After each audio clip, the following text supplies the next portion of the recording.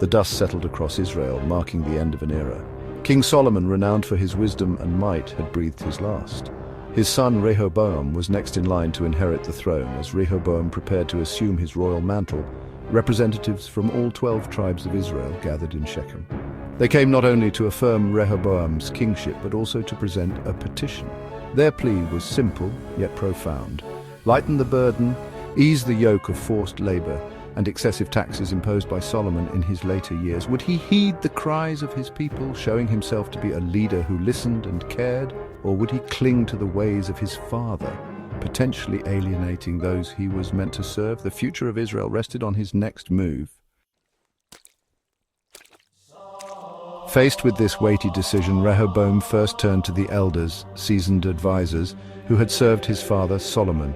These men, repositories of experience and wisdom, had witnessed firsthand the complexities of leadership and the needs of the people. The elders, their faces etched with the wisdom of years, advised Rehoboam to listen to his people. If you serve them and speak good words to them, they will be your servants forever, they counseled. Their message was clear. True leadership lay not in wielding absolute power, but in serving the needs of those entrusted to your care. They urged Rehoboam to view this request not as a challenge to his authority, but as an opportunity to demonstrate humility and understanding. Rehoboam, listening to their counsel, felt the weight of their words. Could he, a young king, embrace humility as strength? Unsure of how to proceed, Rehoboam sought another perspective. He turned to the young men, his peers who had grown up alongside him in the lap of luxury within the palace walls. These companions, unburdened by the realities of governing a nation, viewed the situation through a different lens. To them, power was a game to be played, a tool to assert dominance and secure their position. The young men, eager to flex their newfound influence, urged Rehoboam to assert his authority. "Show them who is in charge," they exclaimed, their voices filled with bravado. They believed that strength lay in wielding an iron fist, in quashing any hint of dissent before it could take root. Rehoboam, torn between these two opposing viewpoints, found himself at a crossroads. Rehoboam stood at a pivotal juncture, the weight of his decision pressing heavily upon him. The whispers of the elders, their voices echoing with wisdom and caution, urged him towards compassion and understanding. On the other hand, the fiery pronouncements of the young men, fueled by ambition and a desire for absolute control, tempted him with the allure of unchecked power. The choice before Rehoboam was not merely about taxes or labor, it was a choice about the very nature of leadership. Would he choose the path of humility, of service and shared responsibility, or would he succumb to the intoxicating allure of power, risking the fragmentation of the kingdom his father had so painstakingly built? The consequences, he knew, would be far-reaching and irreversible. After 3 days of contemplation, Rehoboam delivered his decision. The weight of his father's legacy loomed large over him, and the kingdom waited with bated breath. He chose to follow the counsel of his peers, rejecting the wisdom of the elders. These young advisors, filled with ambition and a desire to assert their influence, convinced Rehoboam that strength and severity were the keys to maintaining control. In a display of arrogance and youthful bravado, he declared, "My father made your yoke heavy, but I will add to your yoke. My father chastised you with whips, but I will chastise you with scorpions." His words echoed through the halls, a stark contrast to the wisdom and temperance of his father Solomon. His words, dripping with disdain and a thirst for absolute power, sent a shockwave through the assembled crowd. The people, who had long endured the burdens of Solomon's reign, had hoped for a reprieve under Rehoboam. The people who had approached their new king with hope and a desire for change were met with contempt and a blatant disregard for their pleas. Their faces, once filled with hope, now reflected despair and betrayal. Rehoboam, blinded by pride and the misguided advice of his companions, had chosen to rule with an iron fist, failing to grasp the delicate threads that held the kingdom together. His decision was not just a rejection of the elders' counsel, but a dismissal of the very principles that had once united the kingdom. In that moment, as the weight of his words settled over the stunned silence of the crowd, the seeds of rebellion were sown. The silence was deafening. a prelude to the storm that was to come. His decision, driven by pride and a lack of empathy, set in motion a chain of events that would irrevocably alter the course of Israel's history. The echoes of Solomon's glory were now overshadowed by the impending turmoil, a testament to the fragile nature of power and the consequences of hubris. Rehoboam's words, sharp as a serpent's tongue, struck the hearts of the Israelites like venom. Murmurs of discontent rippled through the crowd, quickly escalating into a chorus of outrage. The people who had come seeking relief found themselves facing a ruler more oppressive than the one before. The weight of generations past, their longing for a leader who embodied justice and compassion, fueled their anger. The memory of their ancestors' struggles, their exodus from Egypt and their fight for freedom, resonated in their cries of protest.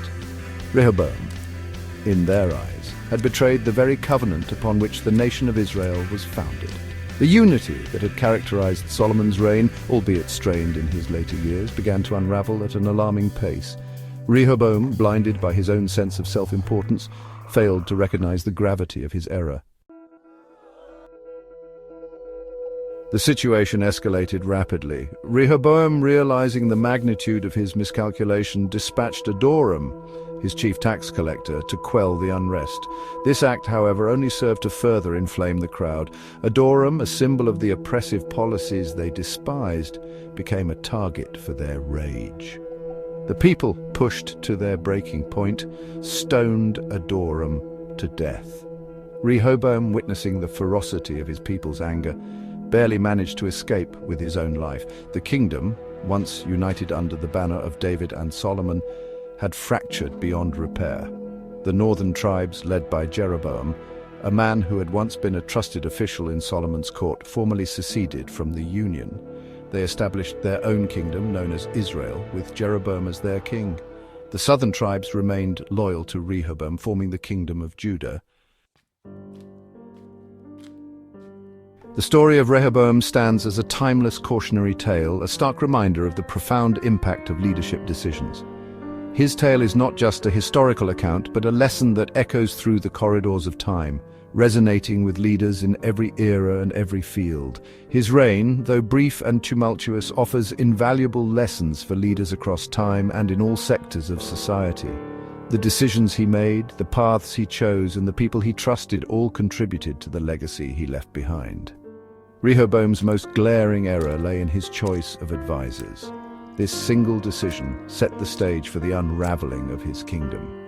Instead of heeding the wisdom of experienced counselors who had navigated the complexities of leadership for decades, he surrounded himself with sycophants who told him what he wanted to hear rather than what he needed to know. This choice reflected a deeper flaw in his character, a preference for comfort over truth.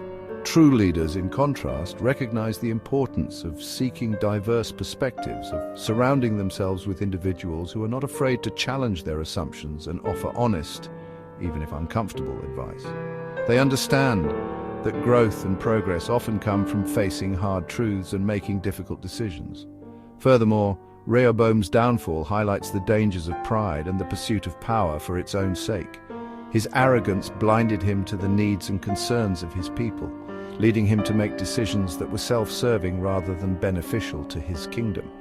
He viewed leadership as a means to assert his dominance rather than as an opportunity to serve the needs of his people. This misguided approach to power and authority created a rift between him and his subjects, a rift that would only widen with time.